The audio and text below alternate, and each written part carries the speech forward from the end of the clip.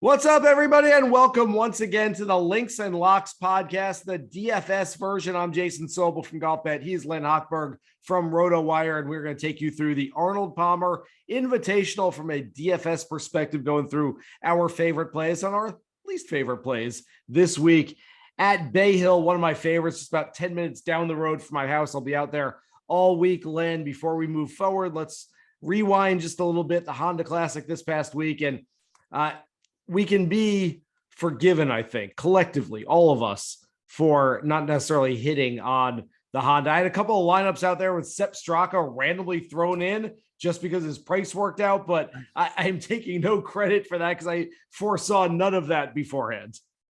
Yeah, I mean, that the tournament had so many twists and turns, and it was really a DFS lesson for me that the scores are so low and there are so few birdies in relation to a lot of the tournaments we see, although this should be another tight contest this week, that you can get by with maybe you don't need 6 for 6 to at least you'll need 6 for 6 to win your game, but maybe not to cash. In fact, I had 4 guys get through on one game and I cashed not much. So it was, it's kind of an interesting development. And just from the standpoint of Berger losing it and then Lowry not hanging on, it was wild stuff at the finish. It was really riveting golf. Yeah, someday we're going to figure out that a 5-shot lead going into the final round means absolutely nothing. I think a lot of people were celebrating already and trying to cash their tickets on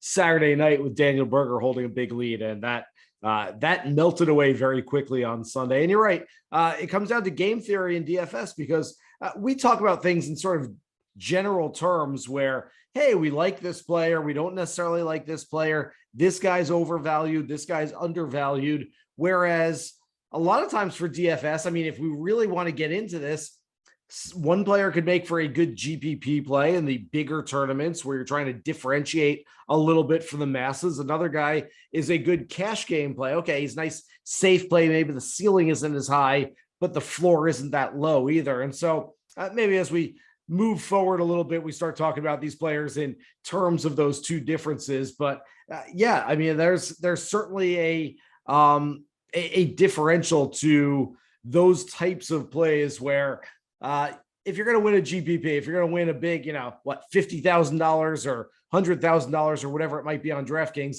you probably need 6 of 6, and you probably need 6 guys who are hovering around that leaderboard. If you want to win a cash game, you want to win a 50-50, you want to win, hey, it's me against 2 of my buddies and I'm trying to beat them. There are times, yeah, certainly you can go 4 for 6, 5 for 6 and get through and win that cash. Yeah. And we could talk about that, because I think that there's, and that sort of goes to lineup construction. There's only 120 this week. So, more than, half the field, potentially a lot more than half the field will make the cut. And that means a lot of 6,000s just will get there. And you look at them individually and you look at most of them and you go, no. But on Friday night, there's going to be a lot of yes. So, trying to identify some of them. And, I think that's where you're going to get your separation, because there's going to be a lot of play on, for instance, Rahm or Rory or whatever, Hovland, Zalatoris, but that'll be a lot more spread out. That's where you can really make the difference in some games. All right. You mentioned some of those names. Let's get to it. This board at the Arnold Palmer Invitational. And yeah, no surprise, top of the board, the number 1 ranked player in the world, Jon Rahm, who has never played this event in the past. So there is a great unknown on Rahm, who hasn't really played a lot of his great golf in the state of Florida either. So quite frankly, he might be taking a little bit of a risk, and maybe it's a little bit of a contrarian play. We never say that. Usually it's chalk at the top of the board, but at 11,400, maybe there's not a whole lot of Jon Rahm this week, and maybe you can differentiate by indeed taking the guy at the top of the board. Second on the board, Rory McIlroy has a stellar record, 6 finishes of 11th or better in 7 starts at this event, including a win 4 years ago. Victor Hovland, 3 starts here, nothing better than 40th place. He's 10,800. Scotty Scheffler coming off a win and another title contention in his last 2 starts. He's at 10-6. And rounding out the five-figure guys, Hideki Matsuyama plays and practices right down the road at the Golden Bear Club at Keens Point, about 10 minutes away from Bay Hill. He is 10,300. Len, what do you like? What do you not like out of this top group right here? There's it is interesting, and I was very surprised to see that Rahm had not played this course before. He seems to be one who was very deferential to the people who came before him, and like DeChambeau and McIlroy, and they have always spoken so glowingly of Arnold Palmer. Well, for Rahm and even for DeChambeau, they weren't around really when Palmer was still alive. He passed. This is going to be like the sixth Arnold Palmer without Arnold Palmer. Mm-hmm. So maybe that's why Rahm has not been here. But he's been great tee to green. His putting has been really an issue. And I think putting is going to matter this week. These are huge greens. I'd love to hear your thoughts on this, but my thinking is that the bigger the greens, you identify the better putters. The smaller greens, sort of like less can go wrong, and the better ball strikers who can get on those smaller greens, and then, okay, they'll have putts. But if you've got to hit some long putts to get it close and two putt, or maybe hit a long one here and there, that putting will, I think it identifies the better putters. And right now, Rahm is not one of the better putters. Yeah, that's an interesting theory. And I hadn't thought about it in those terms too much, Len. I've always looked at it as, hey, there's bigger greens, which means there's going to be more two putts from players. And so I go back and look at what we've seen in the past. In fact, last year, you look at putting just from the guys who are on the leaderboard. I'm pulling it up here now. Let's see, the top 9 on the leaderboard last year, their putting rank, strokes gained putting for the week: 21st, 37th, 13th, 22nd, 5th, 18th, 4th, 41st, 58th.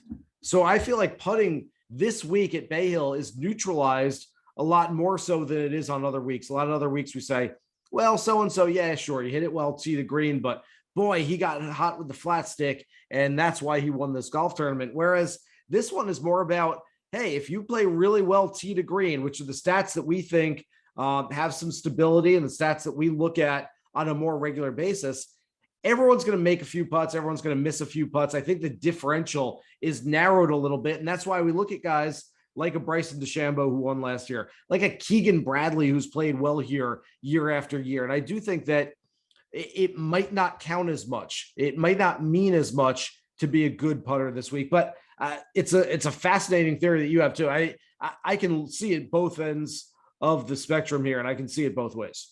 It's changed the last couple of years with Hatton in 2020 and DeChambeau last year for I don't know why, if maybe things are changing, but 8 years before that, the winner had been one of the top 8 putters. Okay. All right. So maybe I need to update or check that again. But the last 2 years it changed, but there was a long stretch there where putting really was identified at the top of the leaderboard. But McIlroy has been putting pretty well. McIlroy quietly number 5 in the world. He won that tournament in the fall, was the CJ Cup. And he was 15th not too long ago, around 15th in the world. And he's quietly moved up, and he's playing pretty well. And like you said, he always plays well at this tournament. I mean, his worst is 27th, and that was only one. So I do like him over Rahm this week. And Victor Hovland, yeah, he is not. I looked at that. I was surprised. The guy's so good. Tee to green is not finished in the top 40 ever. But I expect more from him, and he's putting a lot better now. His wedge game still is nothing to be excited about, but his putting is vastly improved, at least in the small sample size of this season. So I have higher hopes for him. And Scheffler is, maybe the best of the top 10 players right now, really. And just there's not a weakness in his game.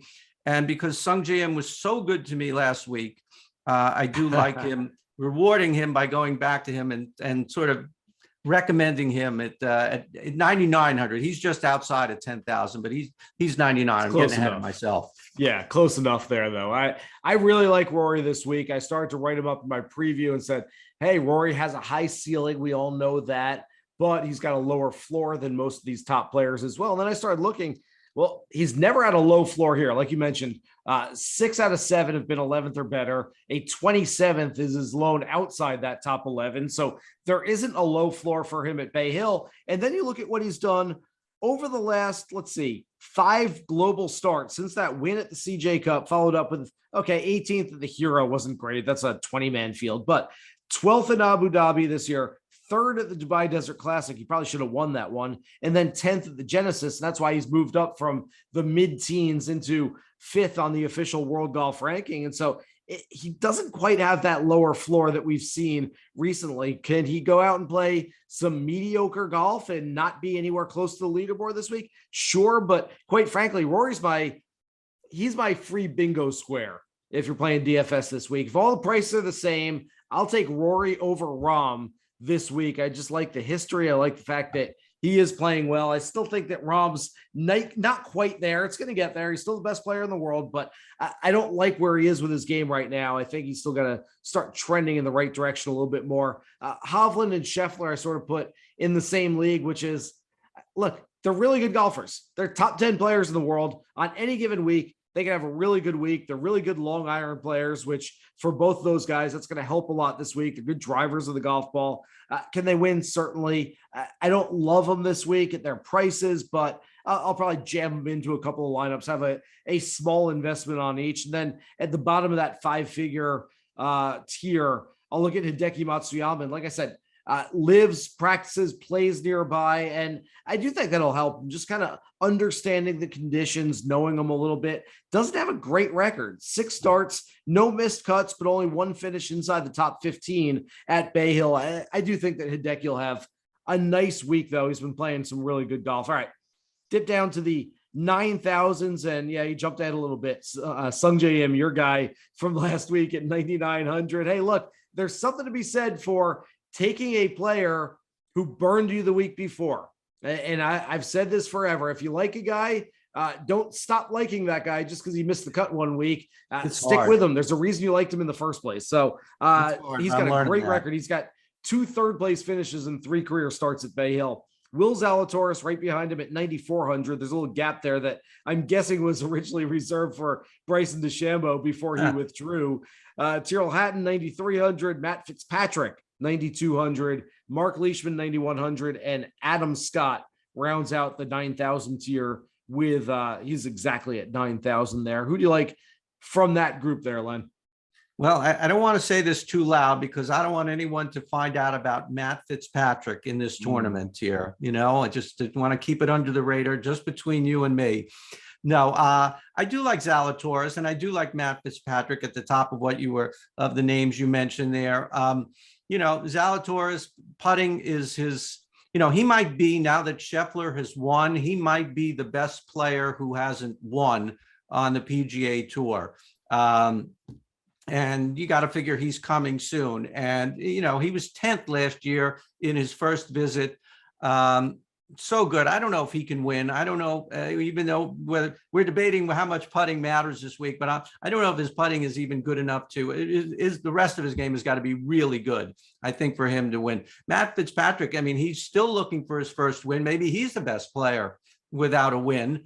And he certainly has circled it here, top 10 the last 3 years, runner-up to Molinari in 2019. And he's playing pretty well this year. Only had a couple of starts in the States. So, you know, he seems so slight. I've never seen Matt Fitzpatrick in person, but he doesn't seem like someone who would do his best at a long track, but he does here. And, you know, Leishman has had a great a record here, a win, a runner-up, and Adam Scott, I don't know if he'll be wearing brown or what he'll be wearing this week, but too hot here in Orlando for that sweater. That's true. That's true. But you know, he's got that wacky new putter.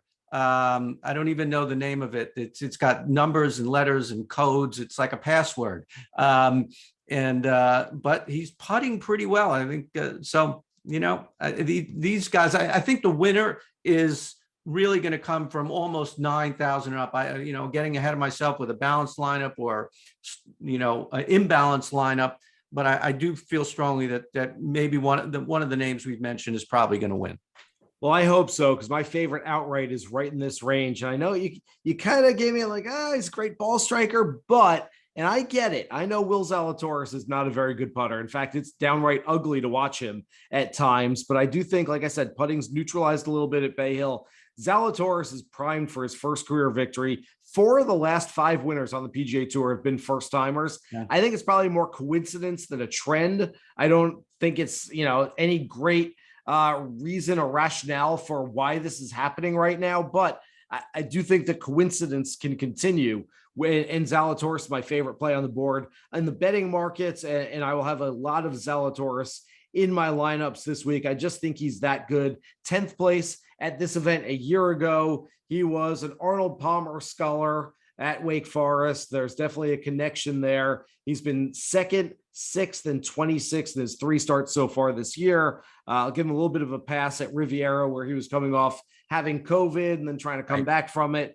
But now this should be right up his alley. Does putt a little bit better on Bermuda greens as well. So even though he was born on the West Coast, started playing golf in his junior days on the West Coast, I'll take him on Bermuda instead. So Zalatoris is the guy that I'm really targeting from this range. And I do think there's something to be said for Matt Fitzpatrick. In the betting markets, boy, he was the one guy, and I do most of my research and look at all the numbers, coming up with all the guys I like and don't like while I'm watching the final round of the previous week. So I'm watching the final round of the Honda. They're on the back 9. I'm watching, but I'm also doing all my work for Monday and beyond for this coming week. And of course, the odds and the pricing for DFS aren't out yet. And so you can usually kind of guess who you're going to like based on what the price will be. Fitzpatrick is the one guy where I woke up Monday morning, the odds came out, and I go, whoa, what's going on with that?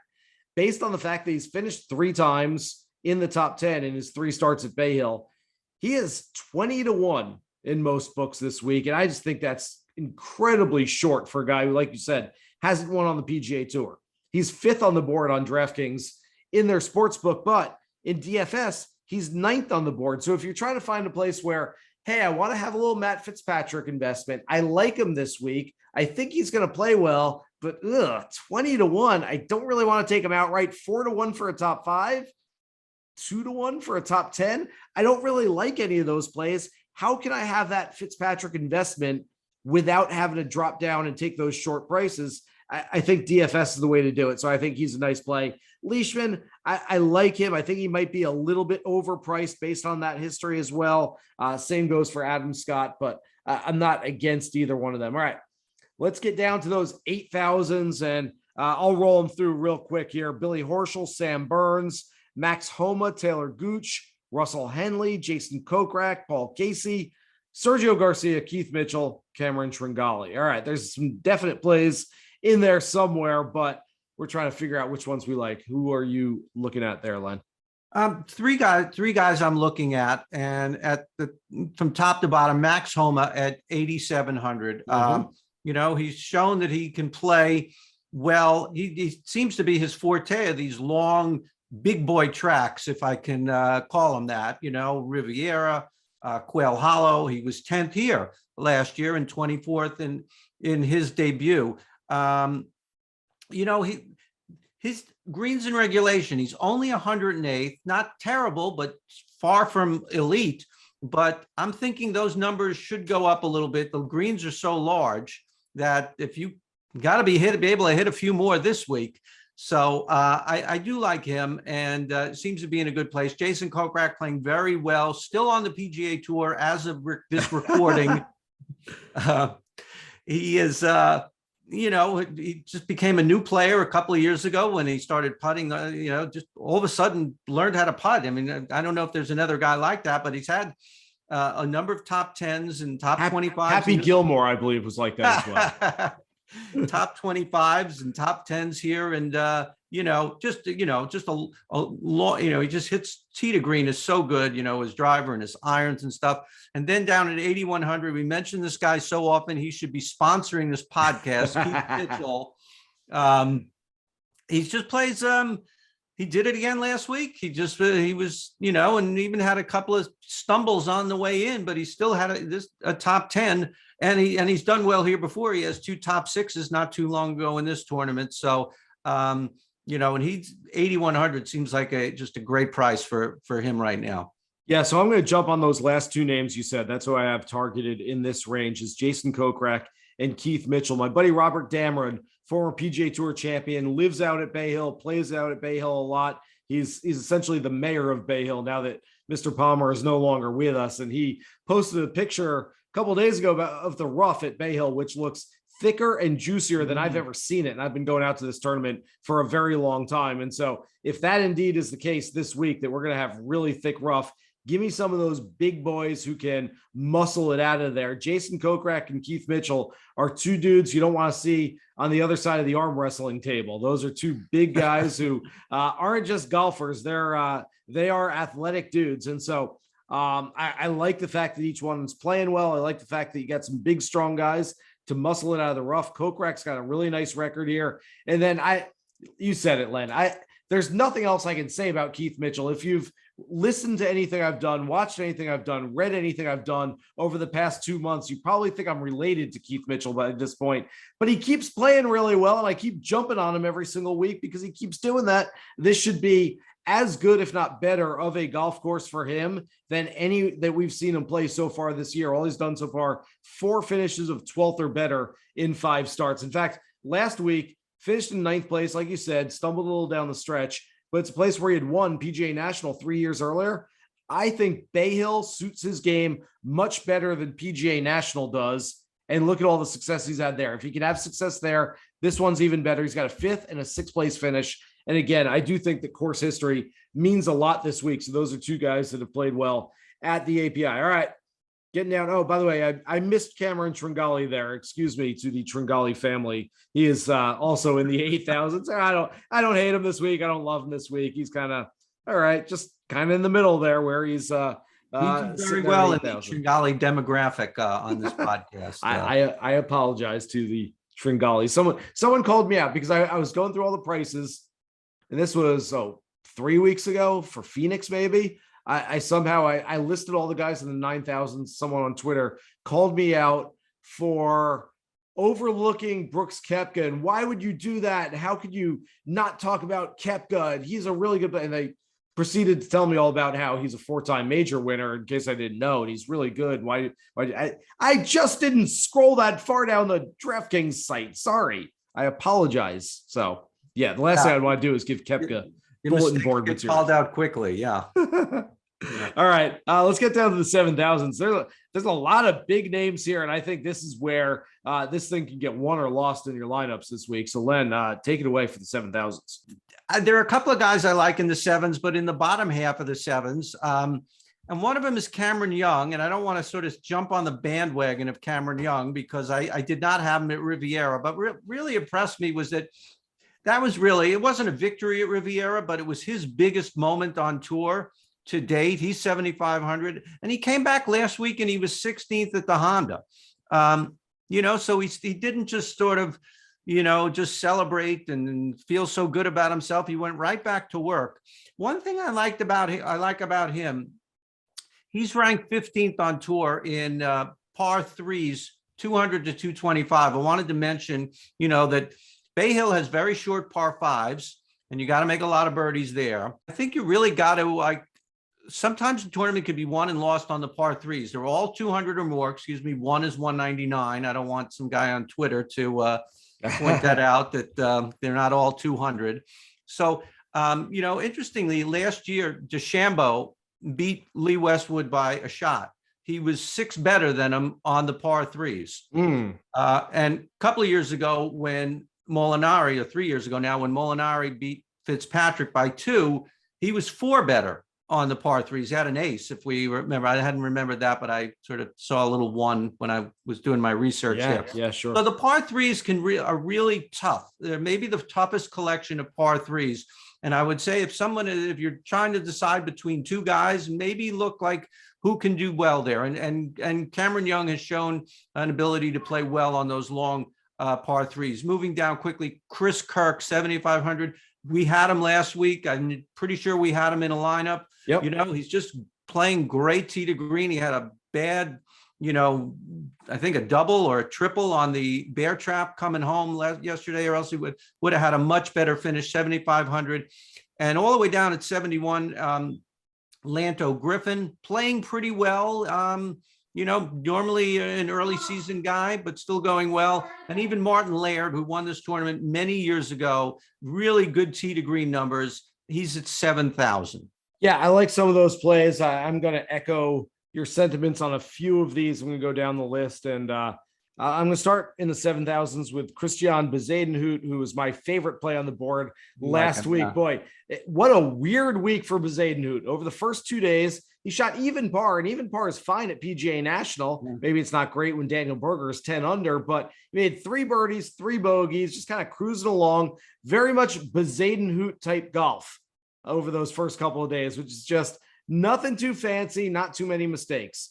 Then on Saturday, he shoots 75 without a single birdie. Then he comes back on Sunday and shoots 66 without a bogey. So a very strange week for him, but he's a member at Bay Hill, plays and practices a lot on this golf course. He's been 8th and 17th in his previous 2 starts. And oh, by the way, he needs a big week to get some big things down the stretch, where I'm not sure if he can still qualify for the Players or not. I know his agent has texted me and he's really trying to get into that one, but he's got WGCs and other things down the line where it's kind of make or break time for CBEZ. So he's trying to get into some of those. I echo what you're saying on Cameron Young, who look, keeps impressing me. He was tied for second at Riviera, looked like he was going to falter down the stretch, and really didn't. He kind of stuck in there. That eagle in the final round was awesome. And then this past week had the best score of the day on Sunday. And I often look at Sunday final round performance the previous week for a guy that's going back to back. And Young is actually going like back to back to back to back to back to back to back or something like that right now. He's playing a lot of golf, but the fact that he played really well on Sunday, I think that carries over, especially similar type courses, similar type conditions. So I'm still backing Cameron Young. Keegan Bradley, mentioned him early, great record at Bay Hill, really likes this event. 9 straight made cuts here. He's got a couple of top 5 finishes. And then at the bottom of the 7,000s, just a couple of names to think about. Not guys I completely love, but guys that kind of fit the profile. Thomas Peters and Sebastian Munoz. I would throw them at least on a list of guys. Hey, you know what? I've got a space to fill, so I can see them playing well. All right. We mentioned it off the top. Look, if you're playing in GPPs, especially this week, the big tournaments, maybe you want to load up, whether you like a combination of Rory and Hovland or Rahm and Matsuyama or Im and Scheffler, whoever it might be at the top. You're saying, hey, I'm going to load up with 2 of my favorites at the top, maybe a couple guys in the 8,000s. Well, at some point, you're going to have to find guys in the 6,000s. Where can we find the value in the 6,000s? I know I've got a bunch of guys in this area, and I think there's definitely some value here, Len. Yeah, and I'm with you. And, you know, just a final thought on Munoz, you know, I just sneaky top 25s, his last 2 starts, Phoenix and Riviera. You know, I was not up on my Sepp Straka, who really had a couple of good weeks leading up to, you know, there's something to be said for just seeing how a guy has done the last 2-3 weeks before. I mean, nobody's thought that Sepp Straka was going to win, but well, some people did, I guess, but just, you know, just something like that could turn the tide, and maybe, and I do like Munoz as well. Yeah, but in the 6s, gosh, there are so many guys. I'm not sure who I like better, more or less than, I mean, Adam Svensson, so impressive, 6,700. Yeah. Taylor Pendrith, one of the 43 Taylors on tour now at $6,500. Alex Smalley at 64. Lee Hodges, I spoke with Lee. He promises to never use his putter in the bunker again. And he is $6,600. So I think if he doesn't do that, but yeah, you know, really my favorite play in all of the 6s is Danny Willett at way down at $6,400. Yeah, I could see that. You know, he came over and played his first tournament on PGA Tour this year, in 2022, last week. Hell of a place to start. The Honda, he made the cut. The best news is he didn't putt terrible. And he's made 4 or 5 cuts at Bay Hill. He's never done worse than 31st when he has made it to the weekend. So yeah, there's a lot here, and I'm pretty sure that I will have most of my lineups will have 2 very high and therefore probably have to get 2 very low here. I tend to agree with you, Len, that I've got a bunch of guys in the 6,000s that I like just based on value. And I'm going to rip through a whole bunch of these names. Carlos Ortiz at the top of the list at 6,900. There's been some big bets. You ever see on social media, one of the books will tweet out with the siren emoji, big bet alert, watch out. And they've tweeted out these big bets for Carlos Ortiz over the last handful of weeks. You're like, wait, what am I missing here? Why Carlos Ortiz? We haven't had the reason for FOMO yet. He hasn't played great golf, couple of top 40s his last few starts, but I do think something's coming good for Ortiz, and this could be a good one for him. Dylan Fratelli, a guy that I liked last week and I like again this week. He's starting to heat up and play some good golf. Should be a good course for Cam Davis. Should be a good one for Taylor Pendrith, another big dude who you mentioned that should be able to mash it out of the rough. Matt Wallace plays well here every single year. He's kind of the profile of Danny Willett, just an Englishman who's not worried about tough conditions, goes out there and plays some solid golf. Minwoo Lee has been absolutely terrible in the United States, but he drives it really well, and he's got a ton of potential. Look, you got to suspend your disbelief on him a little bit because you can't look at the numbers and the stats and say, well, that makes me want to take him. But if you just look at the potential there, and he could be very, very low owned. Brandon Grace won this week a year ago at the Puerto Rico Open. I still think he's a really good player. 6,300 is undervalued. Then my guy Brendan Steele at 6,100 has not been playing his best golf, but I'm going to go to dinner with Steely at some point in the next couple of nights, and we're going to get him right, and he's going to be back on the right track very, very soon. So there's a lot of options there. We've talked through the entire field at this point, Len. So I guess it's time for us to get to our team. I know you've mentioned game theory a little bit and you want to have a couple of guys at the top. I'll give you the first pick once again. And where do you want to go? Do you want to spend up or do you want to spend down and try to get one of these guys you like in the 6,000s? Yeah, well, let's go right at the top right away. I think we're both on Rory. What is he, 11 or 11-1? 11-1, yeah. 11-1. Yeah, I mentioned earlier that I'm just going to, I think, for $300 cheaper and probably for other reasons, Rory is more attractive than Jon Rahm. I do think we're both going to load up at the top. And so let's do Rory. Okay. I love that play. He is my favorite, just straight DFS play. If you want to play a top player, which I think we're going to be able to have at least one, if not 2 top players in every lineup this week, Rory's the guy for me that I'll have in most of the lineups. You didn't seem like you loved him this week. Maybe I talked you into him just a little bit, but Will Zalatoris is my favorite play on the board. So if I'm going to add in a second big gun there, and he's a little bit cheaper. I mean, he's what, 900 cheaper than Hideki, he's 1,200 cheaper than Scheffler, 1,400 cheaper than Hovland. I still think there's a lot of value there, but Will Zalatoris at 9,400, I think is going to be a really smart play by the end of the week. Yeah, no, I am definitely on Will Zalatoris, maybe not to win the tournament. I mean, you're probably not going to get anything good to bet him a top 5 or a top 10 or anything. It's probably not worth it. But in DFS play as part of a lineup, yeah, at $9,400, I could certainly see him doing every bit as well as Hovland, Scheffler, Matsuyama, Im, and significantly in some places cheaper. So yeah, so I think that's good. My next pick, we're going to have to go to the bottom. I just was telling you that my favorite play down there is Danny Willett. So I'm going to go with him at 6,400. I will tell people that, I think we're going to see a 61 or a couple of 61s or 62s make it to the weekend. I mean, it's just math, the sheer numbers. And some of these guys, play like, I don't know, you just mentioned there was some guy you couldn't pull the trigger on or something. And my 6,100, who I want to, but I keep looking at his numbers, is Adam Schenk. So I'm going to tell people that I sort of maybe think kind of Adam Schenk. And I don't know if who's your play that I won't play, but anyway, Danny Will at 6,400, just going on. Yeah, I like that. Minwoo Lee was the guy that it's going to be tough to pull the trigger. He's got to just go. I know he's good. I know he hasn't played well, but let's see what happens. So, all right, we've got 23-1 left to spend, 7,700 per man. I'm going to go with A guy that I mentioned earlier that I really like a lot this week is at 7,300, loves the golf course, loves the event, drives it really well. He's been playing some nice golf too. I mean, it's nothing special, but it's sort of like an on again, off again. 12th at the Sony, then 65th at Torrey, 26th in Phoenix, then 48th at the Genesis. But Keegan Bradley tends to show up every single week, and he tends to show up at this event every single year. I think he's a good play on the board this week. Yeah, and again, there's not, well, I mean, it's not quite the Honda where it's going to be as low scoring as the Honda is, which is almost single digits every year and just missed this year.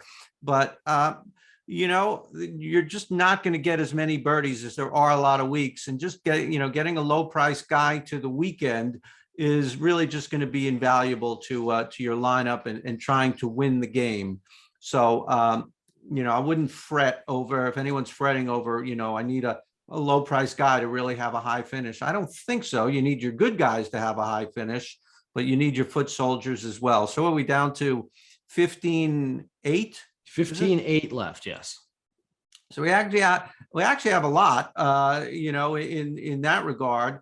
So I'm going to leave you a big chunk here and throw in Martin Laird. Martin Laird has never come close to his win from 2011, but he has made the cut just about every year. He's only missed one cut in 11 starts here through the years. And, he is pretty good statistically across the board. 20th in strokes gained tee to green. That's not pretty good. That's excellent. 20th on tour in strokes gained tee to green for a $7,000 player in a tournament where tee to green will get you a long way toward Saturday and Sunday. And he has not missed a cut in 2022, 14th at Phoenix. Let's do Martin Laird, 7,000. You left me some money on the board. You left me too much money on the board, Len. I've got 8,800 to spend. Look, I love Sam Burns. Hasn't played great lately, but he can turn it on any given week. He's sitting there right at 8,800. Max Homa, you talked about earlier. Never dislike Homa. Same thing for Taylor Gooch. Same thing for Henley. Kokrak, I like a lot. Casey, Garcia.